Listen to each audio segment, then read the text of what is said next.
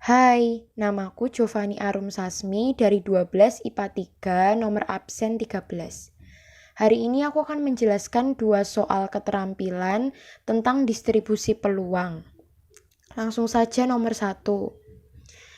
Sebuah kantong diketahui berisi 4 bola bernomor 1, 2, 3, dan 4. Lalu dari kantong tersebut diambil 2 bola satu persatu dengan pengembalian. Jika X menyatakan jumlah kedua nomor bola yang terambil lebih dari 4, selidikilah apakah X merupakan variabel acak, diskrit, atau bukan. Nah, tadi di soal dinyatakan X adalah jumlah kedua nomor bola yang terambil lebih dari 4. Karena ini lebih dari 4, maka bisa 5, 6, dan 7. Kemudian 5 itu kemungkinan kejadiannya bisa 1 tambah 4, bisa 2 tambah 3. Ya. Lalu yang 6, kemungkinan kejadiannya bisa 3 tambah 3, lalu 4 tambah 2. Kemudian yang 7, kemungkinan kejadiannya cuma bisa 4 tambah 3. Kemudian langkah pertama yang harus kita kerjakan adalah kita mencari satu persatu dahulu. Dimulai dari jumlah kedua bola yang 5. Kemudian kemungkinan kejadian pertama itu tadi 1 dan 4. Berarti P1 sama dengan 1 dan P2 sama dengan 4. Kenapa ini 1/4? Karena jumlah bola yang bernomor 1 di sini cuma ada 1. Jadi ini 1. Kemudian per 4 itu karena ruang sampel dari kantong ini adalah 4. Jadi 1/4. Kemudian P2-nya juga sama. Jumlah bola yang bernomor 4 di sini cuma ada 1, jadi ini juga 1/4. Kemudian dikali, kenapa dikali? Karena ini dan. Jika dan ini dikali, jika atau ini di plus atau ditambah. Kemudian 1/4 kali 1/4 hasilnya 1/16. Lalu kemungkinan kejadian yang kedua yaitu ini dibalik saja karena kemungkinan kejadian kedua itu P1 sama dengan 4 dan P2 sama dengan 1. Kenapa ini 1/4 lagi? Karena tadi jumlah bola yang bernomor 4 di sini cuma ada 1. Jadinya 1/4 dan P2-nya jumlah bola yang bernomor 1 di sini cuma ada 1, yaitu juga 1/4. Jadi dikali juga 1/16. Lalu kemungkinan kejadian ketiga, P1-nya 2 dan P2-nya 3.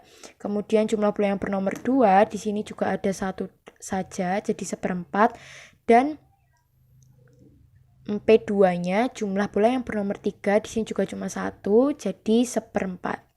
1/4 kali 1/4 1/16 juga. Kemudian kemungkinan kejadian keempat itu 3 dan 2. P1-nya 3 dan P2-nya 2. P1-nya 3 berarti jumlah bola yang bernomor 3 di sini cuma ada 1, berarti 1/4. Kemudian P2-nya jumlah bola yang bernomor 2 di sini juga cuma ada 1, jadi 1/4. Kemudian dikali 1/4 kali 1/4 sama dengan 1/16. Kemudian jika sudah semua ini ditambah, hasilnya adalah 4/16. Bisa disederhanakan menjadi 1/4. Nah, 1/4 ini bisa dinamakan fx. Begitu. Kemudian angka kedua kita cari yang jumlah kedua bola yaitu 6.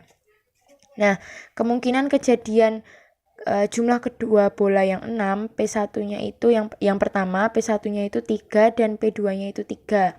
Diambil dari sini tadi ya, guys. Nah, ini 1/4 karena jumlah bola yang bernomor 3 pada kantong tersebut ini cuma ada 1, jadi 1/4.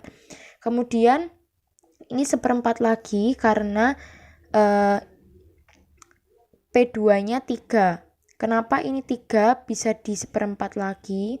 Karena tadi di soal diketahui dengan pengembalian. Jadi bola yang diambil 3 tadi setelah diambil dikembalikan lagi. Jadi ada kemungkinan bahwa jumlah bola yang bernomor 3 ini kembali ke 1 lagi. Jadi 1/4. Kemudian dikali juga seperti tadi hasilnya 1/16. Kemudian kemungkinan kejadian yang kedua itu P1-nya 4 dan P2-nya 2. P1-nya jumlah bola yang bernomor 4 di sini cuma ada 1, yaitu jadinya 1/4. Kemudian P2-nya itu jumlah bola yang bernomor 2 di sini juga cuma 1, jadinya 1/4 dikali hasilnya 1/16 juga. Kemudian kemungkinan kejadian yang ketiga yaitu P1-nya 2 dan P2-nya 4, dibalik ya. Jadi 1/4 kali 1/4 juga dan hasilnya 1/16 juga. Setelah itu sama seperti tadi, ditambah semua hasilnya 3/16. Nah, 3/16 ini juga sebagai fx. Fx-nya yang 6. Kemudian yang ketiga, jika jumlah kedua bola itu 7. Nah, kemungkinan kejadian jumlah kedua bola 7 itu yang pertama, P1-nya sama dengan 4, ini 4 tambah 3, dan P2-nya 3. Kemudian 1/4 karena jumlah bola yang bernomor 4, di sini cuma ada 1, jadi 1/4. Kemudian P2-nya 3, kenapa 1/4? Karena jumlah bola yang bernomor 3 di sini cuma ada 1, jadi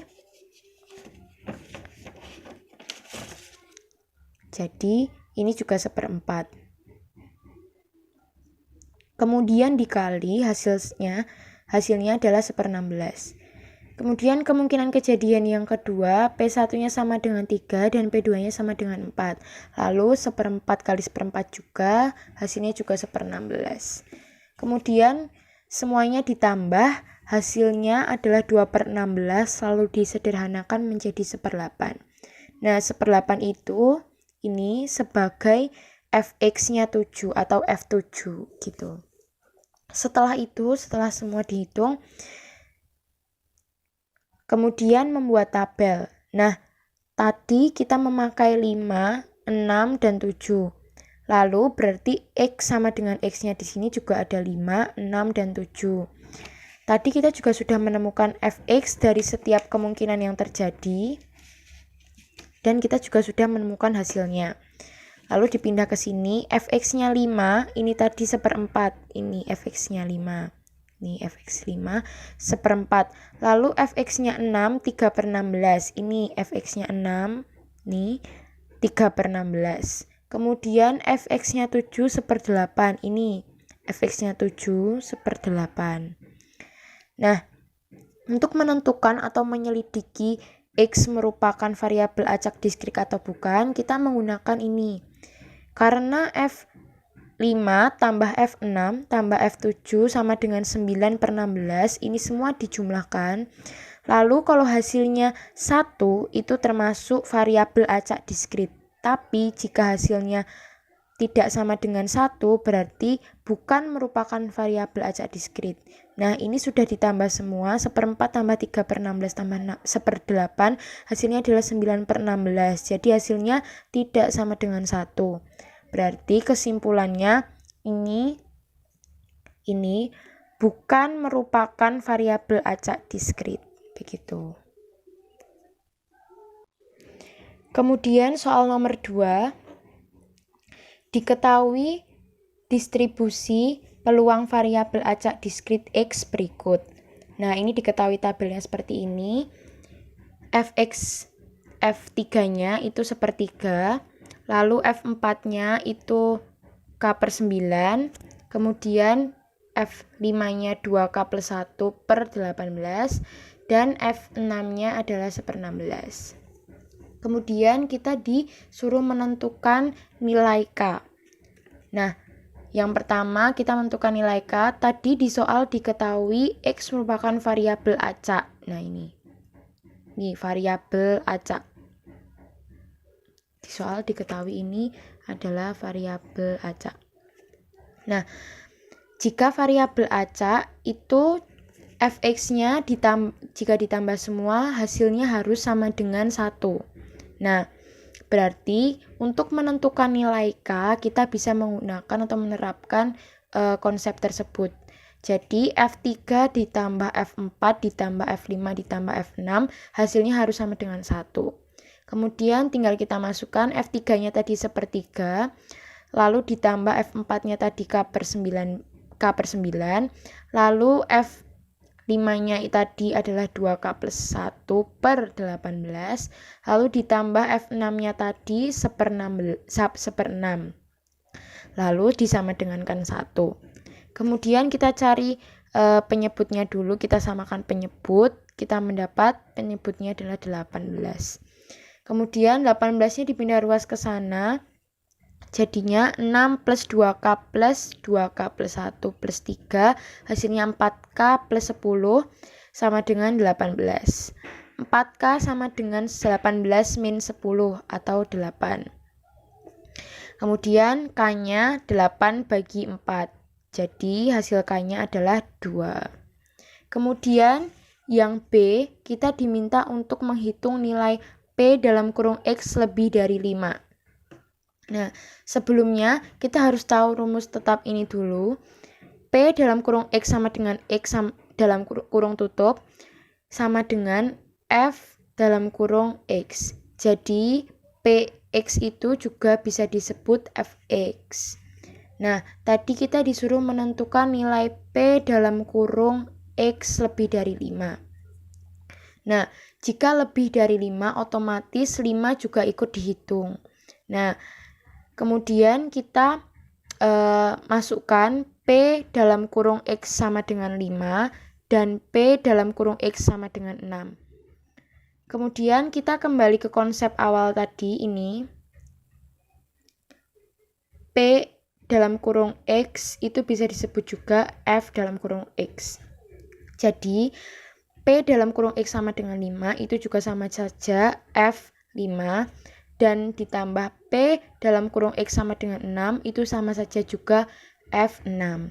Kemudian dimasukkan tadi F5-nya tadi di tabel adalah 2K plus 1 per 18 ini, dan F6-nya di tabel tadi adalah 1/6. Ini 1/6. Kemudian ditambah, sebelumnya kita masukkan K tadi sudah diketahui atau sudah ketemu, yaitu K-nya 2, berarti 2 kali 2 plus 1 per 18, hasilnya 5 per 18 ditambah 1/16. Disamakan penyebut, 5 tambah 2, 8. Hasilnya 8 per 18 bisa disederhanakan menjadi 4/9. Jadi, nilai P dalam kurung X lebih dari 5 sama dengan 4/9. Begitu. Oke, sekian video penjelasan dari saya. Apabila ada salah kata, saya mohon maaf. Sekian dan terima kasih.